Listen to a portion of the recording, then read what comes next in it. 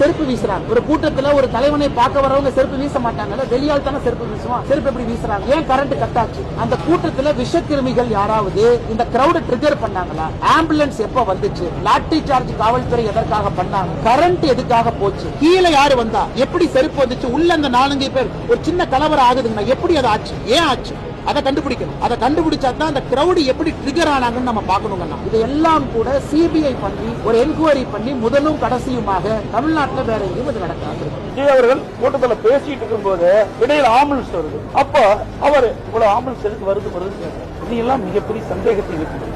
ஆக அயங்கி விழுதுன்னு அவர்களுக்கு எப்படி ஆம்புலன்ஸ் தெரியும்? கூட்டம் நடத்துறாங்க, மேல இருக்கிறாங்க, மேல ஏறி பாத்தீங்கன்னா எல்லாமே தெரியும். நானும் கூட்டத்தில் போய் 173 தொகுதிக்கு போயிட்டு வந்திருக்கிறேன். மேல இருந்து பார்த்தா எல்லாமே தெரியும். முன்கூட்டியே பல ஆம்புலன்ஸ் விரைந்து சைலண்ட் ஒளியில வந்துகிட்டு இருக்கும் போது அவர் சொல்றாரு, எதுக்கு இந்த ஆம்புலன்ஸ் வருதுன்னு அவர் அந்த கூட்டத்திலேயே பேசுறது தொலைக்காட்சியில பார்த்து. ஆக இதெல்லாம் ஒரு சந்தேகம் இருக்கு. ஒரு முழுமையாக விசாரிக்கப்பட வேண்டும் என்பதுதான்.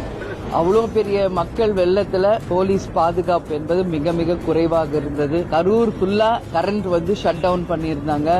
ஆம்புலன்ஸ் அவ்வளோ கூட்டத்துக்கு நடுவுல ஆம்புலன்ஸ் வந்த பிறகுதான் இவ்வளவு பிரச்சனையும் ஆச்சு. இது எல்லாமே இருக்குங்க. இது தவறான ஒரு முன்னுதாரணம். இனிமேல் இது மாதிரி நடக்கக்கூடாதுன்றத மட்டும் சொல்றேன். ஏன்னா நான் கேப்டன் கூடயே இருந்தவர். 1990 எங்க கல்யாணம் ஆனதுல இருந்து எவ்வளவு பெரிய ஒரு கிரௌடோட தான் கேப்டன் கூட நான் போயிருக்கேன் எல்லா இடத்துக்கும். பட் இது ரொம்ப ரொம்ப எல்லாருக்கும் மனசு கஷ்டமா இருக்கு.